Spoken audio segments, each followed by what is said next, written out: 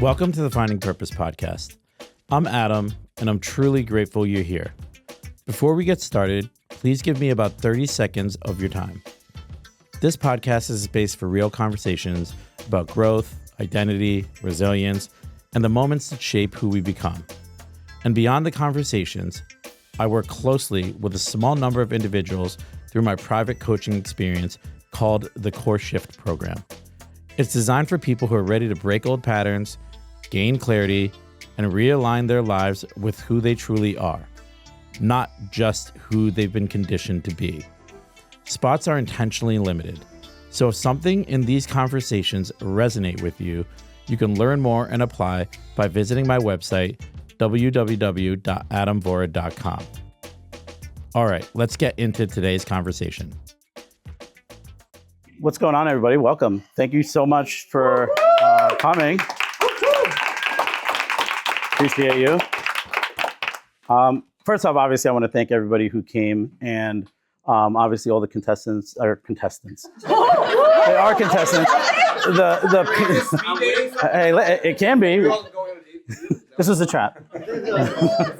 all of the panelists, and I just want to kind of tell you the background behind why I decided to launch these. So obviously, for those of you who don't know me, I'm the host of the Finding Purpose podcast.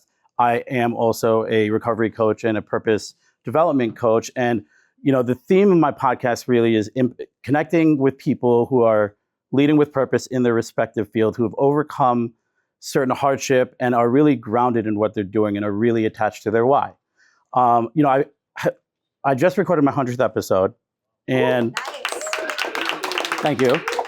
And it was really important for me to roll out a in-person opportunity for us to have these conversations, to build spaces where we can talk about our journeys and really provide value for the people who come. And obviously, we're going to be putting this up on YouTube as well, really sharing everyone's message to the world, because I think that is one of my higher purposes.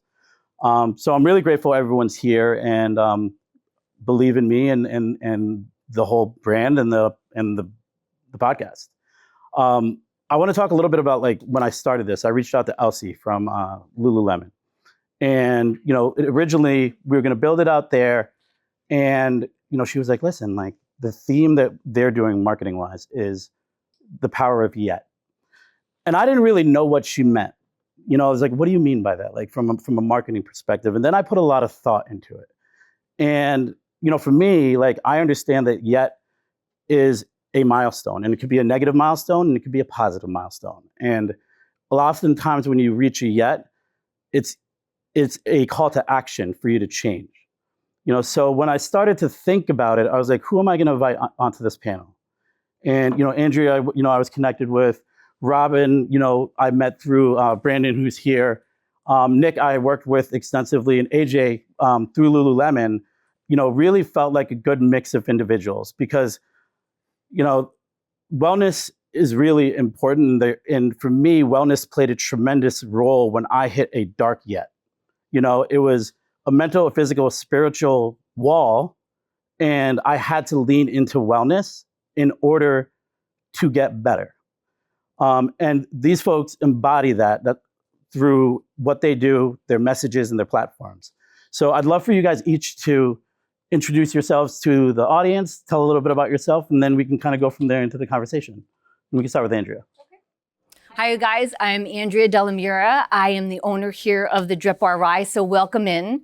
We're open about 21 months. There's a huge journey and story that goes behind, which I won't get into right now, about why the Drip Bar, but I'm also a 2-time cancer survivor, and IV vitamin therapy has been a really big part of my life for about 10 years. Although my first cancer, I was 24, and my second, I was 39. And today I'm sitting here, I'm 57 years old, and an entrepreneur, I can tell you. And thanks for having me. Thank you. Robin?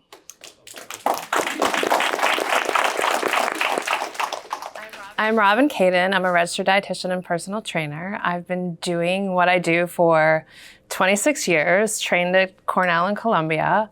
I worked in hospitals, I worked in gyms, I worked for an endocrinologist. But when COVID came, I turned my practice 100% virtual online, and that's what I do now. I've actually recently, in the past few years, started specializing in skin health, so acne, eczema, rosacea, and treating functionally from the inside out to heal skin. But I also do sports nutrition, pediatrics, picky eaters, perimenopause. I've done a lot in my past 26 years, so thanks for having me. Two tough ones to follow. My name is Nick Causa. I'm the director of HealthSpan over at a place called The Practice. It started out in Equinox mostly, really managing and developing teams and creating good high-performing personal training groups. Currently over at our space now, we're working with HealthSpan and training for HealthSpan and focusing on the metrics that matter and things that are scientifically proven to keep people stronger for longer, have a really well-versed assessment, and that we're getting people to pay attention to those metrics and program to get them stronger in that way as well. Look at that. So important the lights went out.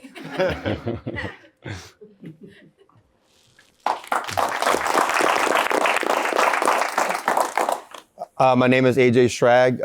I'm a group fitness instructor at Lifetime in Stanford. And I guess my background into fitness is my own journey started with losing 50 pounds in 4 months, 7 years ago. Wanted to try to figure out how to help everyday people meet that same goals, because I'm sure everybody in this room has a 9-to-5 job or some version of that, and it's hard to do that when you're working full time. So that was my intro into fitness, and now I coach group fitness. I'm still a personal trainer. I run 6 marathons in the last 4 years, and I compete in high rocks competitions. So, yeah. Thanks for having me. I really want to dive into some of your professional journeys, because I know some of you, Nick. I used to work with you at Equinox, and I know that you worked with in the city for a while. On our professional journeys, we have these turning points where we want to pivot and where we want to, we learn more, so we want to serve more. Robin, particularly in your case, with the skincare, what was that like? Obviously working as a licensed nutritionist, and then discovering other avenues that provide you a way to help people. So you want me to just start from the skin or start from the beginning? So let's talk about the turning point where you kind of realized that this was another one of your callings. Okay. So I had acne as a teenager, not terrible, pretty horrible in my 20s. Went on Accutane because the dermatologist said if I didn't, I'd end up scarred for life. So when you're 22 and single in the city and trying to make your way around, you listen to the doctor and you do it. I was going to grad school. I was working as a personal trainer. I started working as a dietitian in a hospital. I was going out. I wasn't sleeping, living on coffee, pick a bagel, Chinese food. So tasty delight. I can tell you right now everything I was doing wrong, but I had horrible acne and I had no idea why. So I went on the Accutane, and honestly, it was horrible. You get so dry and cracky. I didn't realize in the time that I was on it that I was depressed, but my friends told me after, you didn't want to go out, you didn't want to do anything. I mean, when you feel so miserable, of course you don't want to go out and do anything. But I eventually back then it was short stints that they'd put you on Accutane, 3 months I think I was on it. And what happened was my life just got more stable. I just focused on my one full-time hospital job, did a couple of clients after work. I had a boyfriend, so I wasn't going out, just more steady lifestyle, better eating. And I know now that's what cleared my skin. It wasn't the Accutane. So that's number one. Number two, my son at 2 years old was red and covered with splotches, scratching, bloody, and went to 5 different Manhattan dermatologists and nobody could tell me what was wrong with him until the last person at Mount Sinai. She's like, oh, he has eczema. But now we have to treat him with antibiotics and steroids because it's so terrible. He has infections. We'll test him for allergies. And I'm like, it was an awful experience. This is my second child.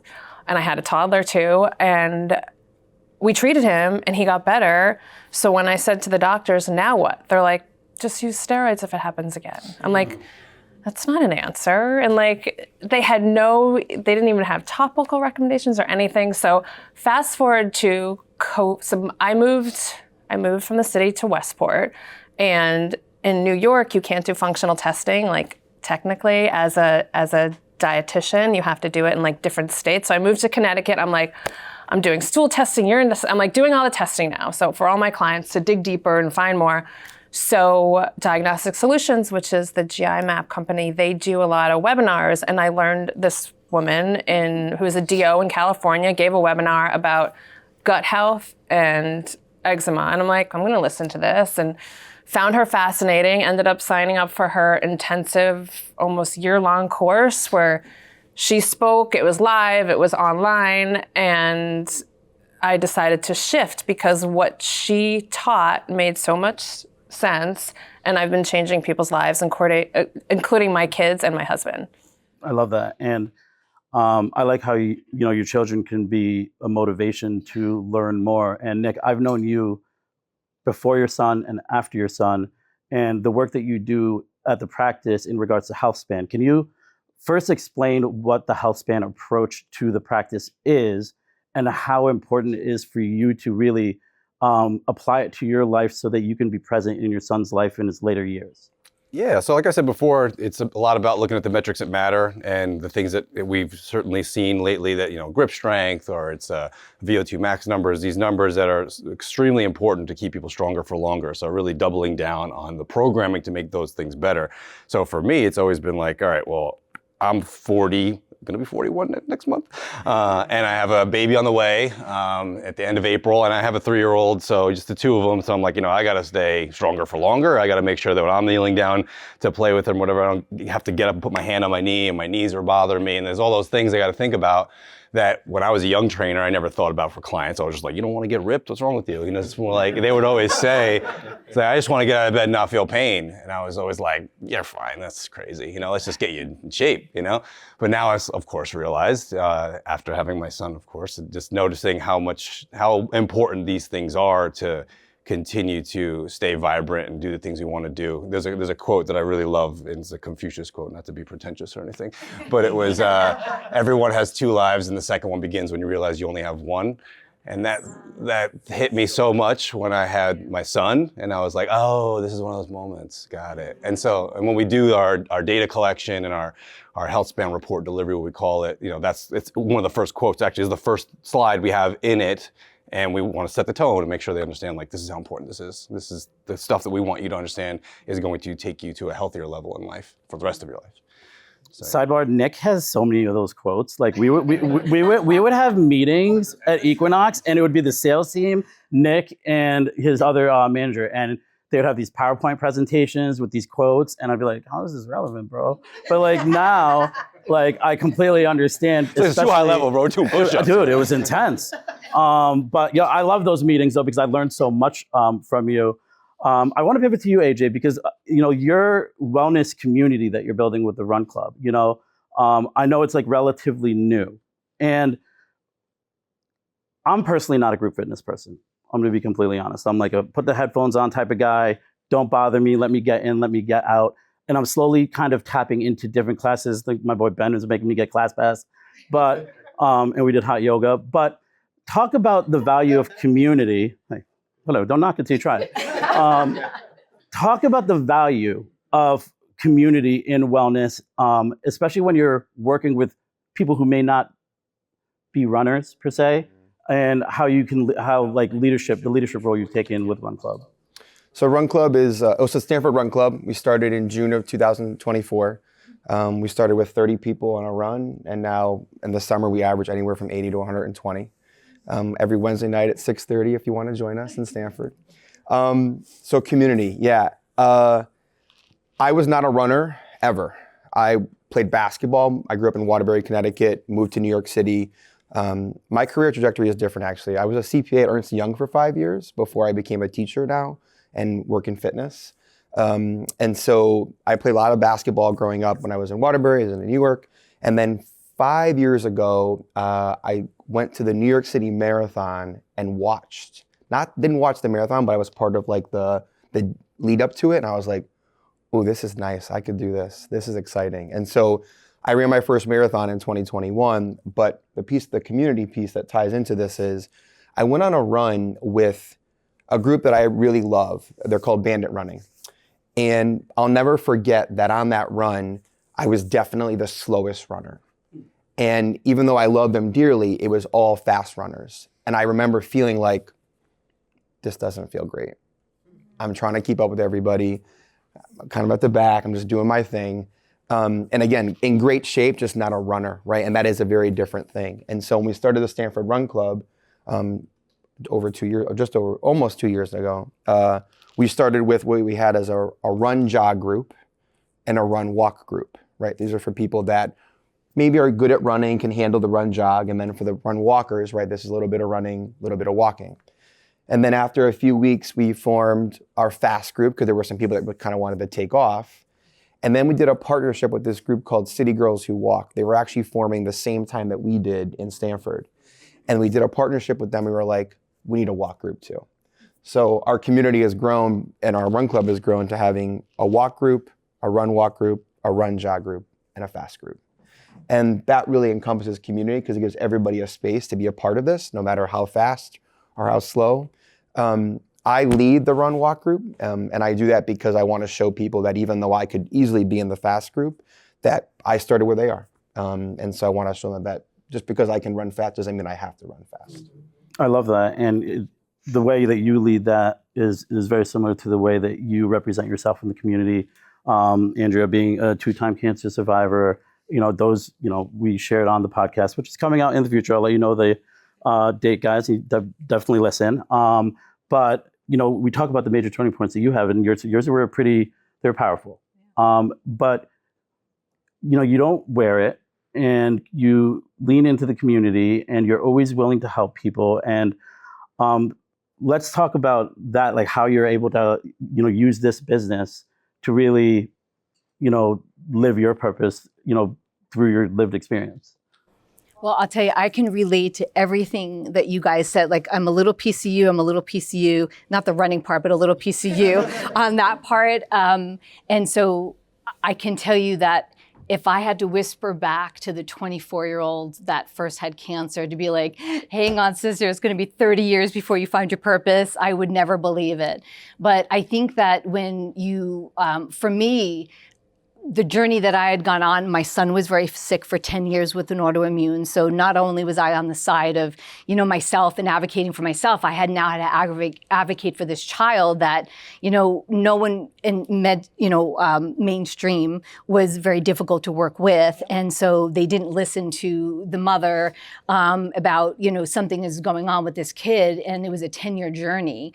And so throughout my journey, I also realized what I didn't have. And through community, it was everything. I had meals left at my door for 3 months straight. And when those meals stopped, my kids were like, wait, no more chocolate cake, hold on a second, because, and that's what community is about. So here at the Drip Bar, I am here 7 days a week, and it's by choice. I really love what I do, and I love for the people that I do it for. We pull from, honestly, Manhattan to way up in Connecticut, and I get to meet so many different walks of life, and anywhere from the age of 16, my oldest client is 94 years old. And I will tell you the stories that they have.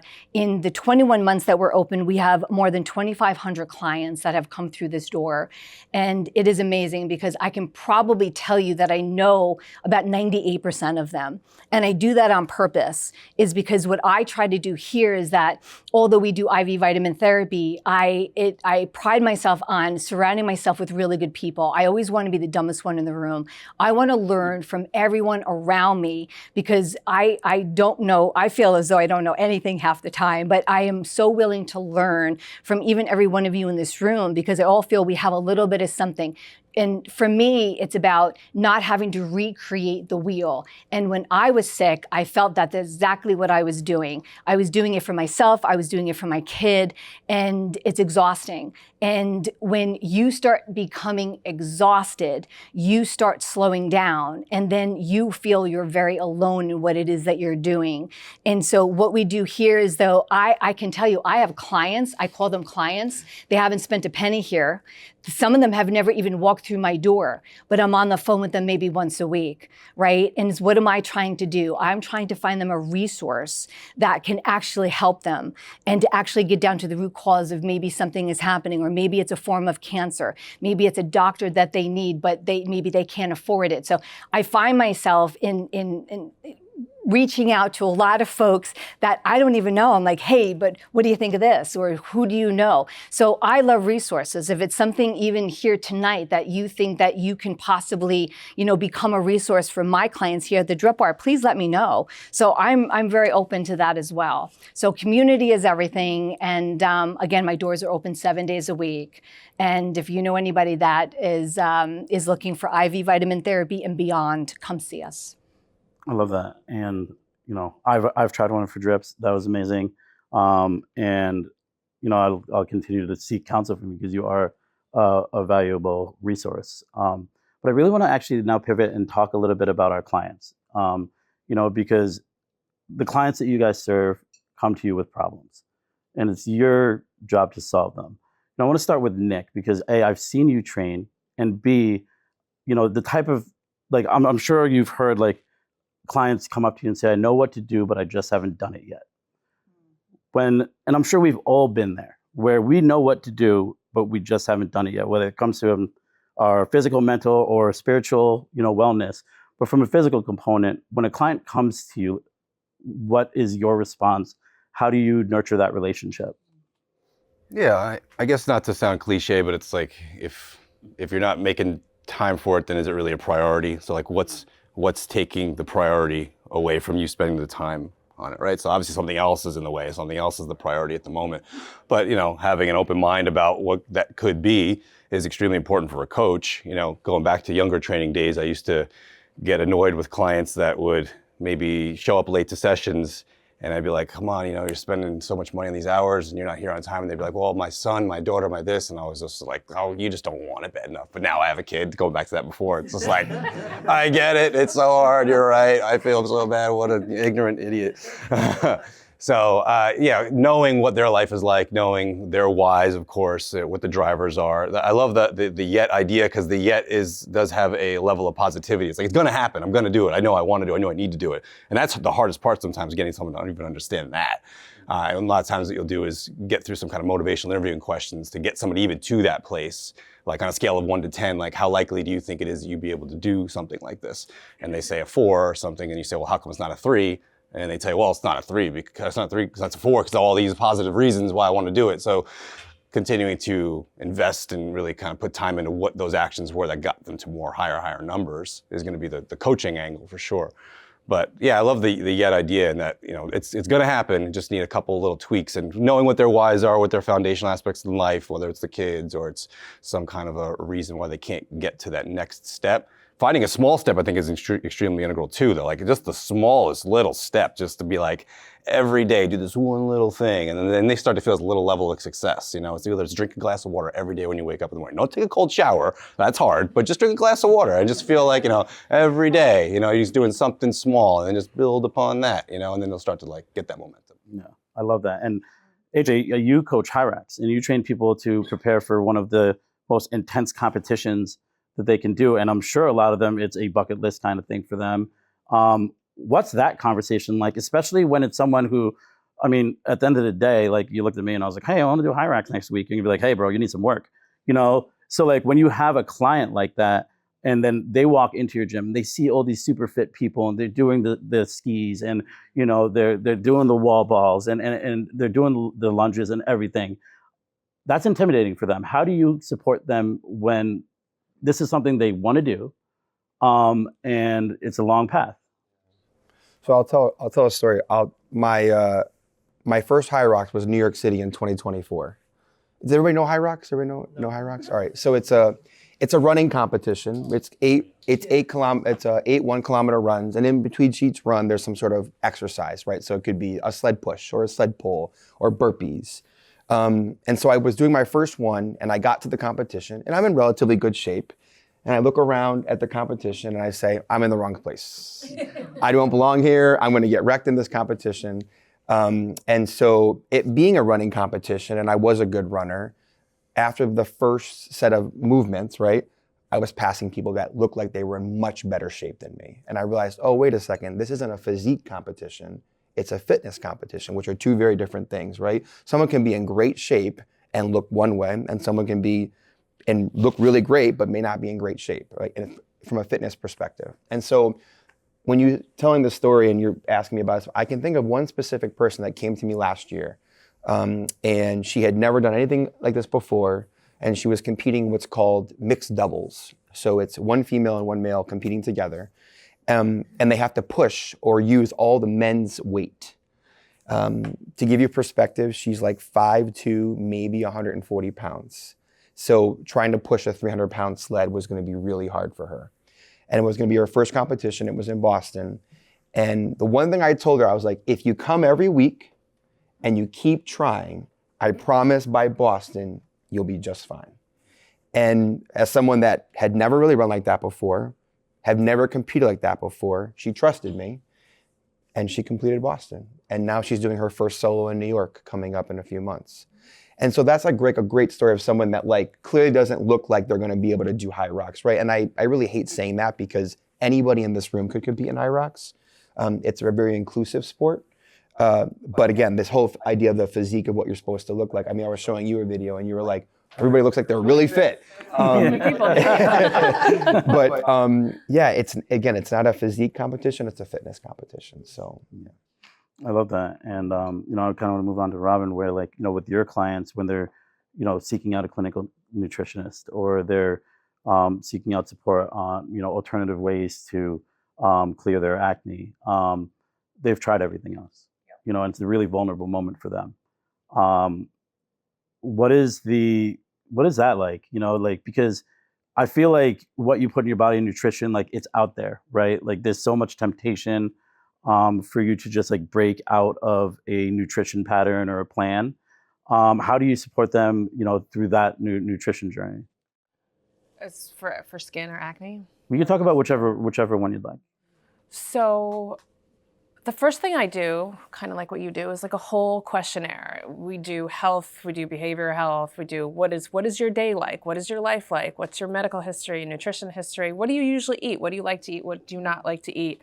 Scale of 1 to 10, how motivated are you? What's in your way? So I always start there. And usually if they've made the call to come talk to you and come see me, virtually, usually, they want to meet a goal, but they haven't achieved yet. So I'll say again, like this concept of yet, I'm like, what are you talking about? What do you mean we're talking about yet? But like once I started reading the questions and I got to it, like, yeah, that totally fits my practice because people know what they want, but they don't know how to get there yet. They've usually tried many other things, or they think they're doing all the right things, but obviously they're not because they're not getting to their goals. So I start with like, our first session is just question answer, get to know you. And I know by the end of that conversation, everything we have to do to get to the next steps. For my skin clients, it's more methodical, like what exactly we're doing. For my nutrition clients, depending on who they are and what they're doing, one of the first things I do is I make just about everyone keep a food log, whether it's pictures or verbal or some sort of way, because no matter what, people tell me what they're doing versus what we see in the pictures or their log is so different. I'll give you an example. Just yesterday, I was talking to a client. I eat really healthy. This is what I eat, 3 meals a day. She's trying to get pregnant, so she wants to do it for fertility, has all the right reasons. And then she shows me her food logs, and I see it's like Simple Mills brownie at lunch, Simple Mills brownie at dinner, an IQ bar for lunch. So it's just like high carbs, a lot of processed foods, but they're healthy foods. So we start there. That's where I start. All these things you're eating aren't bad. There's nothing wrong with them. You can eat them, but if we want to work on fertility and some weight loss before you get pregnant, like just getting in better shape, you have to start with 3 meals a day that have the appropriate protein and carbohydrates and fat and fiber, and make sure you're eating 3 meals a day. That's one of my number one things. People don't eat 3 meals a day, and people don't snack appropriately. I believe strongly in 3 meals and at least 1 snack a day, because you're eating at noon, right, for lunch, and dinner's like at 7. And maybe you grab a snack, and a lot of this my same client yesterday, I get home, I open the fridge, it's 6 o'clock, I start to make dinner, and I have a bunch of cheese and crackers. I'm like, if you had a snack 3 to 4 hours after your lunch that was balanced with protein, carbs, fat, like a filling snack, then when you got home, you wouldn't be starving. You can make your dinner and eat your dinner, and you'd be in a better place. So that's where I start. Many of my clients. Love a good I'm in snack. trouble. Yeah. I mean, obviously with Ivy here, Andrea, like I think it's almost, I mean, it's relatively newly mainstream in a sense where, You mean after the Kardashians started doing hey, it? listen, I don't watch Everybody's that. like, I but- want to do that. Yeah. They see it on TikTok. Yes, yes. Well, thank you to the Kardashians for Well, you having a know, vibrant it's good business. for something, I guess. But like, what are like some common misconceptions that people have about what you do, and what is one problem that you're able to solve that like through the IV therapy that would blow people's minds that you could address? So I can tell you, so one questions we do get, and it happens all the time, is, well, how am I going to feel after this trip? How am I going to feel? You know, I'm just like, you're going to let me know how you're going to feel. You know, you're going to let me know, and because people hear things. You know, so I always tell people, listen, this is IV vitamin therapy. If there was a magic drip, if there was a magic pill, well, there kind of is in a way, but if there's magic out there, I would have found it. You know, and I can promise you that you are going to feel better. We do have folks that come to us, either they're like, listen, my whole family's sick, the husband came home with it, the kids, everybody, I don't want to get sick. Great, we have something called a shield that we can give you for that, right? Because we're going to be able to build your immune system. And then if you come in and you're like, oh my God, the husband did this and, you know, it doesn't feel good, and now I have the flu, we have a flu fighter for that. So people, I think, have misconceptions that what we do here is magic, and it is really, really good, but it is not magic, you know? So it's science, you know, when you think about it. So we're boosting your immune system, you know, between vitamin C, vitamin B, magnesium. These are vitamins. That's exactly what they are. We need to be able to build our immune system so that we can stay strong. And so the other thing is that when people come in and they're looking for a little bit more, right? They want something like, you know, NAD. They want to be able to like clean their cells. They want to feel very young, energetic, you know, and we can totally do that too. We have great protocols. I can tell you that also the number one thing that people don't realize that they need is electrolytes, right? They need hydration. You can come and just get a bag of hydration. It's what you're going to get in the hospital, except it's going to cost less here than your copay is at the hospital. I can promise you that. So in general, I have people that they come in literally just for hydration. Sometimes they'll like put a B12 shot in the bag. Absolutely, we can do that. The nice thing about what we do is that we do concierge to you. Everyone's needs are different. So like yourself, you have an intake form, right? So how do we know if people come in and how do you know? I don't know. Let's take a look, answer some questions. Let's see what it is. Sure, do you have lab work? Great, let's see what it is. You know, when was the last time you saw your practitioner? They're just like, oh, I don't have one. I'm like, oh, okay, I know why, because I don't really have one either, other than an integrative and functionals. I don't have anything mainstream now. But I have a lot of people that I turn to. We do look at your blood work if you have it. You know, you're going to tell me physically, how do you feel? What's going on? So anywhere between your immune system, we can boost that. We can boost your hydration levels and your energy. Right? We have something called a power pack. It's full of B vitamins. So it depends on you. So we have a conversation, we take a look. Yeah, your medical history is important to know. You know, we want to be able to keep you safe. We have a medical director. He or she's going to clear you to actually do this drip. So, but it's a process and it's concierge to each and every person. Yeah, absolutely. What role does trust actually play in that decision-making process? Yeah. Well, the first thing I tell people is that I am non-medical. I know a lot of stuff, but I'm non-medical. But I have a team. So I have 11 nurses that work here at the Drip Bar. They're actually RNs and up. And so we rely heavily on them. I can tell you that before they got to the Drip Bar, though, 95% of them were from the ER. And so there's nothing better than ER nurses, I'll tell you right now. So just surround yourself with them. And I have a rock star team, I can tell you that. But I will tell you, they learn nothing about nutrition. They know nothing. So even anything that we do here, they're getting such an education. And it is, it's nice to see, because then we can learn together. So I feel as though I need to know as much as my nurses. But I'll tell you, if we don't know it, we ask, you know, and yeah. Yeah, I love that answer. And, you know, I think for me, you know, like I've been very public about my journey in sobriety and hitting a bottom, and you know, a lot of things coming to a head where I had to make a decision. AJ, you were talking earlier about how you made a conscious decision to lose 50 pounds. And, there's a lot of things that you need to let go of, and there's a lot of new habits that you need to entertain. So I think readiness is really also very much a state of mind. Talk about that for yourself and like what you were like your process in that regard. So it started like leaving UConn. I moved to New York City, worked as a CPA, and no accountants in the room, right? I don't want to offend anybody. Okay. It's a very tough job. They're busy right now, too. Yeah, they are. That's why they're not here. They're in busy season. Exactly. Yeah. It's a tough job. You're behind a computer, like all day for 12 to 15 hours. Not a lot of opportunity to exercise. So I did that for a while. And then in 2015, I kind of hit rock bottom myself. So I had a breakup. I had some really bad adversity that hit my life. And so for the next 3 years, I kind of did the ebbs and flows of like in fitness, not in fitness. But then it was July 4th, 2017. Yeah, 17. I went for a run that I used to be able to do pretty easily. I got through 2 laps of the run and I was completely out of breath. And I was like, oh, you have a problem.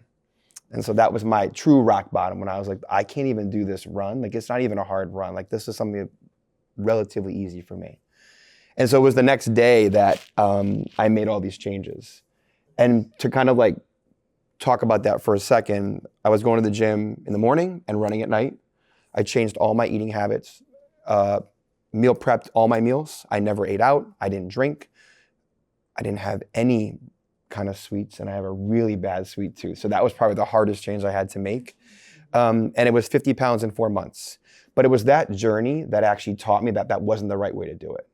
Because I made too many changes too fast. And even though it worked for me, because my level of discipline and motivation was like way above most people, not everybody can just snap their finger and do that. And that's actually what got me to go into working in fitness, because I was like, all right, the everyday person probably cannot all just do what I just did, but I can try to show them a better path. And so that's when I got certified as a trainer. I'm actually a certified nutrition coach through Precision Nutrition. So I'm not a nutritionist or dietitian, but I do have a nutrition certification. It's just way below that, what our panelists are. But that's why I chose to do that, was because I was like, I can help other people do this better than I did. And a lot of people, when you hear that story, you're like, wow, 50 pounds in 4 months. Yeah, it was great, but there certainly are better ways to do it. I got lucky. My habits stayed. I'm sustainable, right? And that's ultimately the goal. It's sustainable, healthy habits for the rest of your life.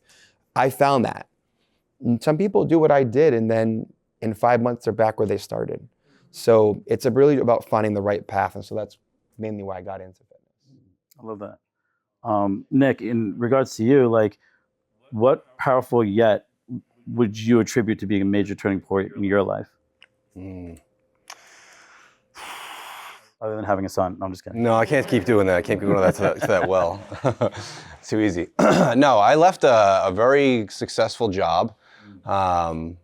I guess I was there at Equinox for like 13 years. I had a great team. Couldn't ask for more. Didn't lose a lot of people during COVID, which is easy to be said considering a lot of people left fitness at that time. Is hard. But brought a lot of people back, kept the team really healthy, and continued to be very successful for many years after COVID. So it was about 5 years after COVID. Club's doing real well. And I was just like, you know what? I'm done. And I just made the decision to just walk away from it. And people were always like, why? And I was just like, I feel like the glass ceiling is a lot closer to my head than I'd like for it to be. I don't feel comfortable in the fact that I don't feel like I'm growing. I want to learn more. I want to put myself in more challenges. I want to throw myself into the fire and see what I'm made of, and just kind of start from the ground up and just look for something. Obviously not people have the security to do that. It's kind of dangerous. Wouldn't recommend doing it. But I was like, I'm just going to do that. Just figure it out. And, opportunities landed where they did and ended up getting linked up with the practice. But I think like for me, it was like the yet portion of that was like, I haven't become who I want to become yet, and I was getting stuck in this one spot that I felt like I wasn't getting the challenges I wanted. I wasn't really getting the growth. I was, not to say I was the smartest person in the room, because I do believe that a wise person knows they know nothing, similar to what you said before, right? So I just, want to always admit, like, you don't know everything, I'm always willing to learn. So why not just throw yourself into a place where, you're new again, and just where they say rock bottom's the best place to build a foundation. But yeah, that was kind of Equinox. Yeah, I mean Equinox is amazing. Sorry. Yeah. It's funny. He does have a lot of sayings. Right. Oh, dude, nonstop. Sit down with him for an hour. Well, being a dad, they come more. It's that my sneezes are louder for some reason. He can't understand what you're saying.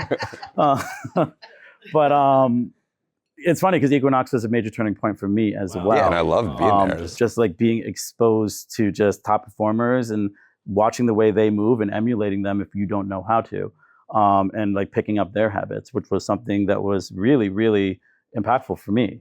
I'm just gonna like shoot the same question to you, Robin, because what yet do you think was like the major powerful turning point for you personally? So COVID was a huge turning point for me. I had moved from the city to the burbs, and I had young kids. They were 3 and 5, and I was still commuting into the city because I worked at a gym called Drive 495 in the city. It was a celebrity golf training gym, great clientele. I would commute in from the city a couple times a week, and I'm like, I'll do that. I'll build my private practice here. I had a home office, like no problem. At one point I started classes in my living room and food, and I was busy enough. But then, and I was getting a lot more clients. I did a couple online. I was doing consulting for brands and all of that. But COVID hit, and I'm like, well, now what do I do? I did a bunch of Instagram stuff and remote work, and I'm so lucky to be able to work during COVID. I started this thing I asked my friends, I'm like, what do you guys want from me? How can I help you during COVID? And they're like, what about some cooking videos? So my kids and I, we do a practice, we called it Kaden Kids in the Kitchen. That's my last name. And my kids have always been in the kitchen with me. They like to cook. And I always made healthier recipes, healthier chocolate chip cookies, healthier muffins, smoothies, and every week we do it. And I found that being online was easy. And I'm like, you know what? I'm just gonna turn my practice online. I got great software to do that. And supplement companies, you can, I don't know if you guys are familiar with FullScript, but you can pick from all your different suppliers that you're and make a list for your clients, and it gets sent directly to them. Technology definitely helped me get to where I am today. And functional testing, you can drop ship right to your clients. So I found out that I don't need to be physically face-to-face with people anymore. And that allowed me, I do have kids. I do like being home with my kids. I can work while they're in school. I can work later if I just shut my door in an office. And it opened me up to a world of possibilities. Literally, I see people all over the world. And also social media, I get work from social media, word of mouth, and I've been in this industry for so long that I have referrals from everywhere. So COVID and technology, I gotta be thankful for COVID for something. Zoom, Zoom, I never did Zoom before. I live on Zoom now. So yeah. I love that. And Andrea, obviously, your story is well documented where, you battled cancer twice. I'm not going to pick your major turning point, but that would probably be a major turning point for me. I'd love for you to answer that question. Yeah. Also, yeah. So it wasn't cancer, actually. No, so I've been doing IV vitamin therapy myself personally for about 10, maybe even 11 years now. So did I ever think that I'd have a business that actually defines what IV vitamin therapy is? Absolutely not.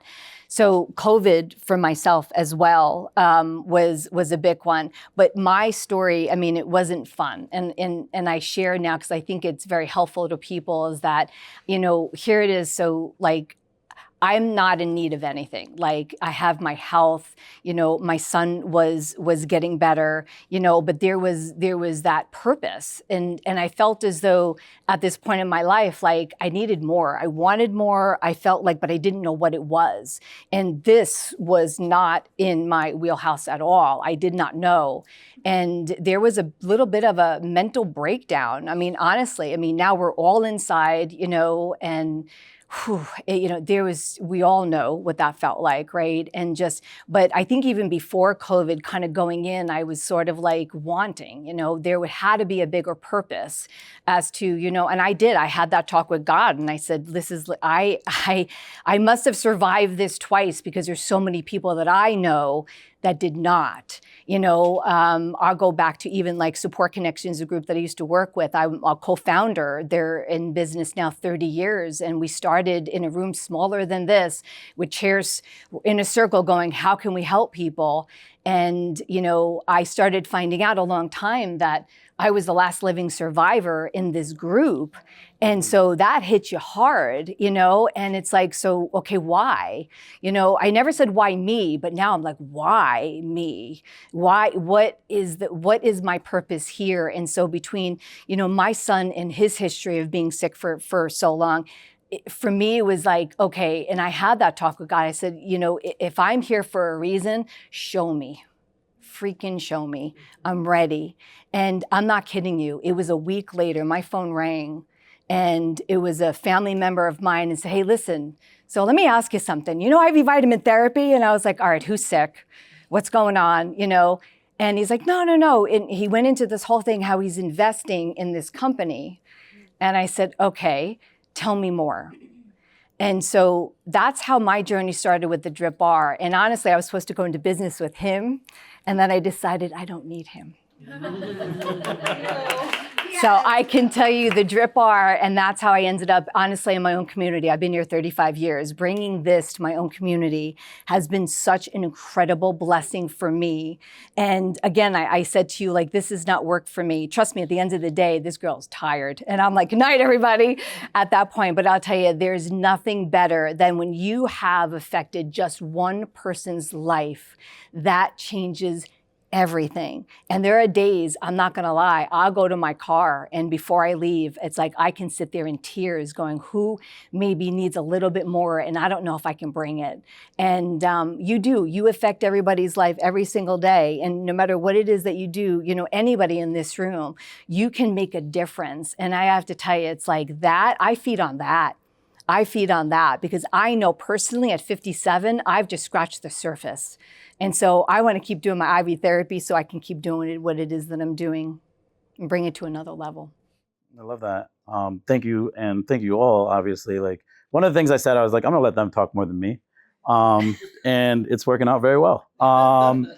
So like we talked about like what got like the yets that got you into what you're doing. We're talking about how you were able to support your clients in their yets and personal turning points. Now, let's talk about the positive side. Like, someone, reaches out to you, or you personally have reached a milestone and you've reached that goal.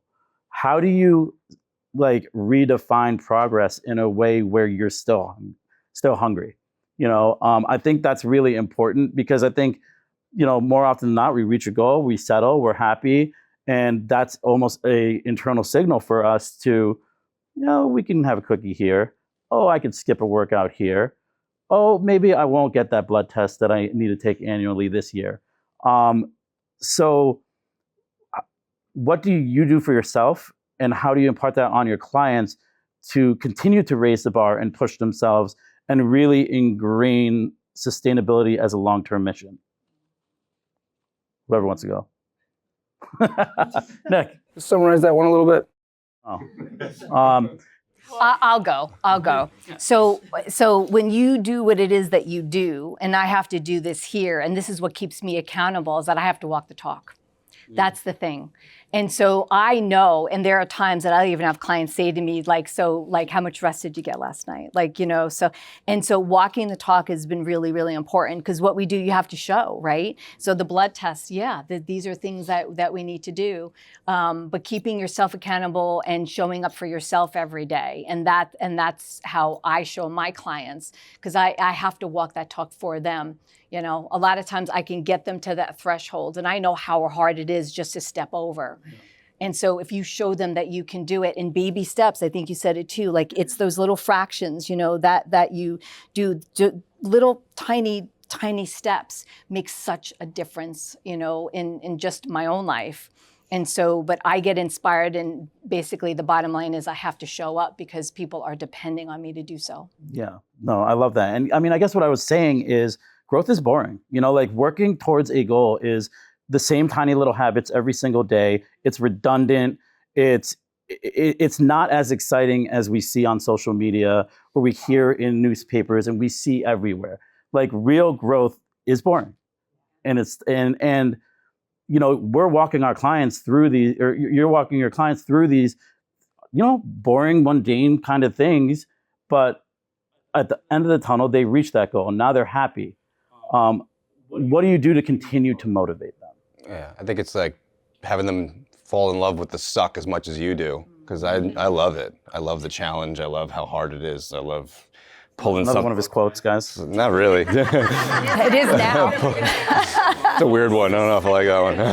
It's a new one. Yeah, exactly.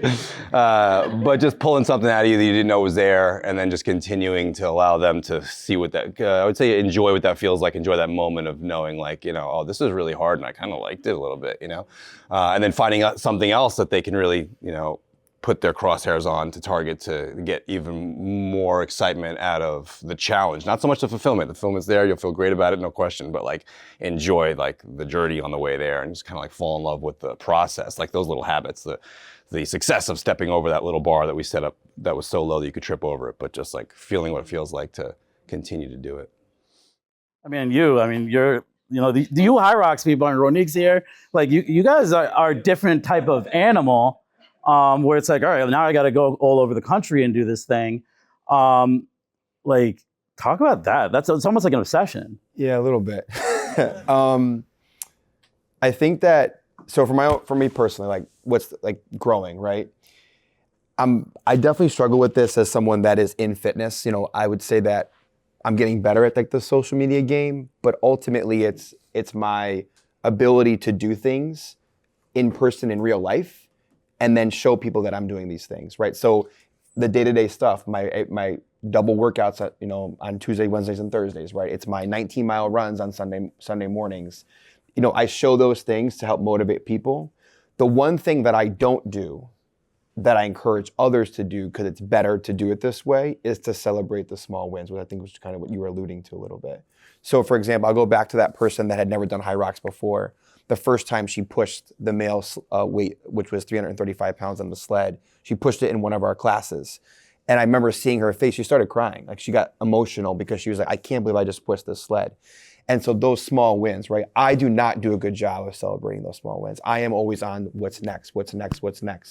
My Stanford Run Club team, they'll tell you that I'm a little bit too much what's next, right? So we did our first race in October of 2024. We had 100 people. Before the race was over, I was planning the next race in April, and that was going to be 200 people, so we had 200. And before that one was over, I said we're going to do one in August of 2025, and I said we're going to double again, and we had 400 people.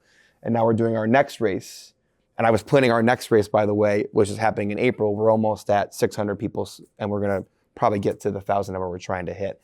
I don't do a good job of celebrating those days. Like, I love the stuff we're doing for the Run Club. They're all a blur to me. I couldn't remember any of the days, like if you asked me. But it's celebrating those small wins along the way. That's how you keep people motivated. Hey, I pushed the sled, or hey, I did my first 2-mile run. I didn't have to stop. Like it's celebrating that stuff that keeps people engaged and keeps them wanting more of the suck. Is that what you said? I think so. Yeah, wanting the suck. Yeah. So yeah, that's how you keep people engaged in that stuff. And lastly, Robin, with you, like I'm sure you have clients that come to you, and I know I did when I was working sales at Equinox, where they had these short-term milestones. Oh, my daughter's getting married next summer. Oh, I have to be at this gala. I'm a speaker here, and I need to fit into this tux. So when a client comes to you with a short-term goal, and damn well that it's best if they practice it long-term, like how do you sell just that long-term sustainable wellness when they're really only looking at a short-term? So if they come in for a short-term goal or a specific goal, like an event, or they want to lose weight, helping them do that builds trust. So once they know you can do that and they understand you know what you're talking about, then suddenly so I had a client, a young client. I was working with her mom for some weight loss, and then I was working with her daughter. The daughter just wanted to lose weight. That's all she cared about. I want to be skinny, and that's a lot of what's going on now. But I helped her lose weight, taught her how and when to work out. She lost the weight and disappeared for a while. And she comes back. She's like, my cholesterol's high. So I think life changes and stages change. I think she moved to the city, she's drinking more, not eating as well. So then we're working on helping her with her cholesterol. Recently, same client came back to me. She's like, I'm losing my hair. My my ferritin's low. I'm like, okay, now we have to, so she was like under eating and her ferritin's low and we have to work on her protein and she was skipping carbs. So I think times of your life shift. So different times in your life, you're focused on different things. She lost the weight and kept it off. But then now there's other things to work on. And I can speak to that myself. Like I was doing fine and then I tear my ACL. So I was always a trainer in good shape. Doing physical therapy after you're injured is a whole new ballgame. You find out all your weaknesses and you work really hard because you want to get really strong. But I learned more from rehabbing my own injury than I ever learned being a personal trainer. Like physical therapy is so specific and so important. So like, you know, goals change, things shift. I had kids, like you're suddenly cooking for 4 people. It's not just what I'm eating. You have to adjust to like what the whole family's eating. I work with families. Like if someone, I've seen people like, they come for me for weight loss for their wedding. And then suddenly they're having a baby. They want a healthy pregnancy. They want to lose the weight after the baby. And then this one client I've seen through all these stages. I moved to the burbs. I'm sitting at my desk all day long. I'm gaining weight. Now what do I do? So I think stages of life change your goals. And if you connect with your clients well and they trust you, they'll come back, always. Love that. Before I close, I really want to give each one of you guys an opportunity to talk about what you have coming up next, how they can get in touch with you, and invite them into any activities that you guys have upcoming. So AJ, I'd love to start with you and then kind of move down the line again. Well, obviously, I'd love for you all to come to our race, the Stanford Run Club's race. It's April 19th. It's headlined by Kane Footwear and Lululemon with a bunch of amazing sponsors that'll be there. There's plenty of opportunities to run, to walk, to jog, whatever you want to do. And it's a 5K, 10K, and a half marathon. And if you'll allow me, I'll just kind of plug that story really quick. So for those that don't know, the first marathon ever in the Western Hemisphere started in Stamford, Connecticut. Wow. Nobody knew that, right? No. Okay, I love that. All right, so we have this sign. It's called the Stanford sign. It's right in downtown. It was from the Knickerbocker Club in New York. They started at this sign. They ran down Washington, turned up Richmond Hill, and then they followed Old Boston Post Road, which is Route 1, from Stamford all the way to the Bronx. And so myself and a few other people from the Run Club ran it last year in honor of that, knowing that we were going to do this race. And so what's really interesting is that happened. And then the following year, the Boston Marathon started. And obviously we all know the Boston Marathon has continued. That marathon that was run in Stanford did not. So the technically oldest marathon is that one, not Boston. I like to make that point. Fast forward to like 1980s, 1990s, Stanford brought a marathon and a half marathon. So they were running that for a couple years. But this is the first half marathon Stanford's had in over 30 years, which we're really, really excited about to bring it back. If you know the area, like, Fairfield, New Haven, Norwalk, other major cities kind of on the Gold Coast all have a half. We don't. We hope to bring it back and keep it. So we'd love to have you guys there. Yeah, thanks. Don't really have an event or anything like that set up, but I would say come by and definitely stop by and see the place, do your assessment. We'll talk about what our Practice 5 model is, our 5 C's that we use in order to break down our assessment, also break down our workouts. But certainly come by, check it out. Also the website, practicegreenwich.com. And also you can email myself, nick@thepracticegreenwich.com. So we can give you a lot of information that way. So same, I don't have any events coming up, but you can catch me on Instagram at robinbarry or robinbarry.com is my website. And I see everything from sports nutrition, picky eaters, skin health, deep into skin health. I'm clearing people up from eczema, acne. So if you know anyone, have anyone, definitely reach out.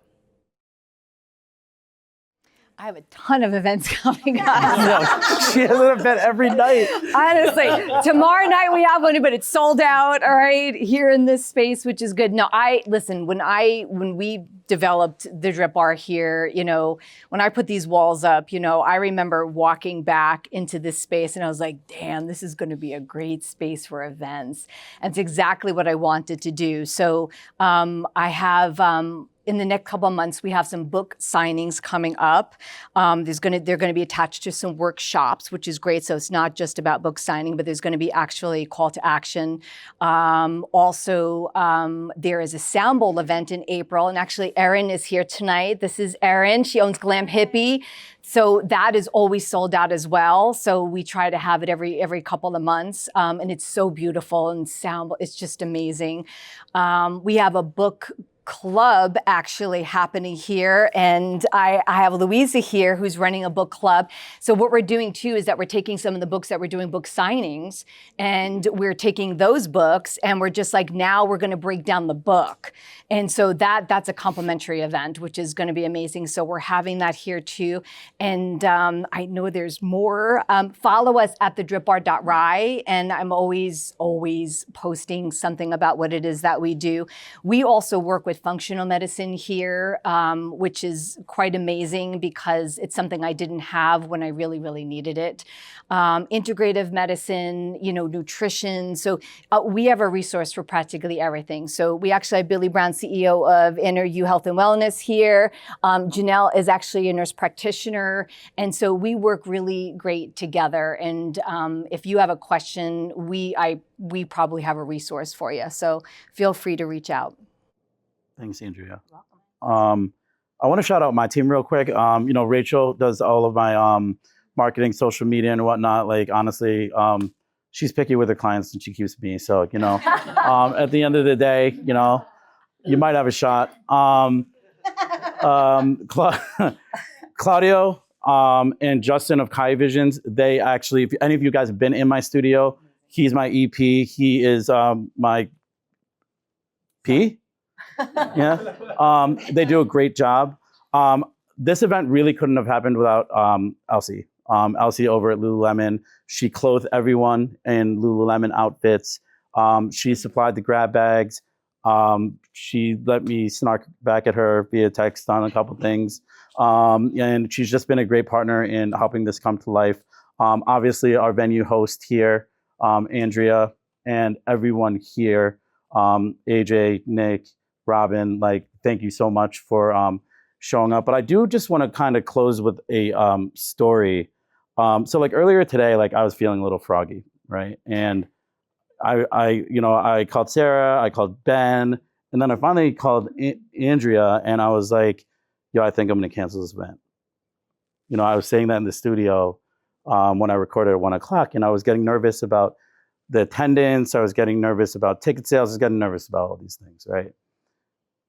Then my guests showed up. So I mentioned earlier that I recorded my 100th episode, and I'm going to give you guys a little sneak peek, right? So my 100th episode, I was able to sit down with my first therapist that I ever had 15 years ago. And I met her after getting a DUI, and I was court mandated to go to this this intensive outpatient, and she was my therapist there.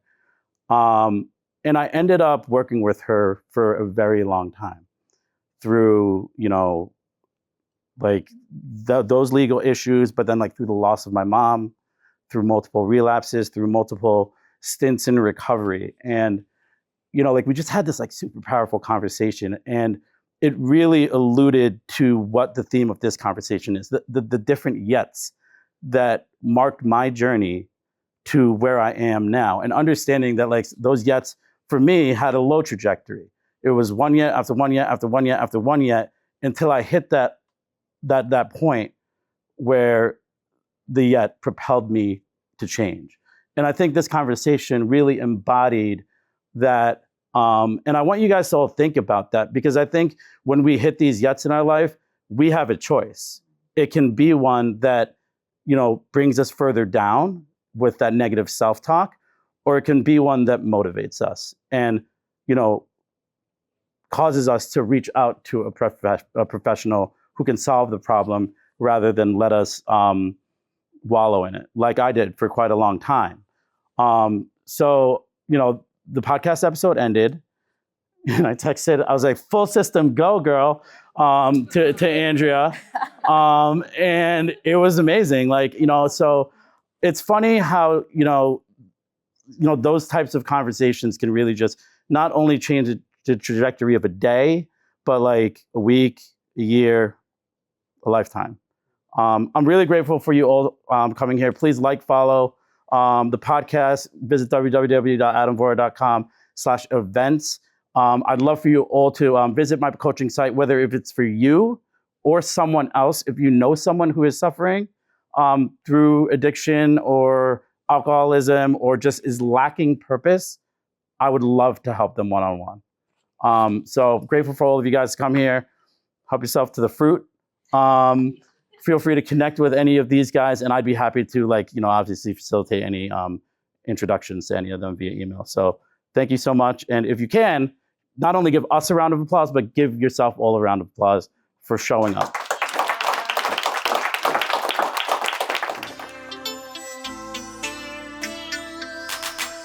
Before you go, I just want to say thank you for spending this time with me. If this conversation resonated, know that the work doesn't have to stop here. I work with a small number of individuals through my private coaching experience, the Core Shift program. And I also host intimate in-person events called the Purpose Panels, where these conversations come to life through community and connection. To learn more about coaching or upcoming events, visit www.adamvora.com. Until next time, stay intentional.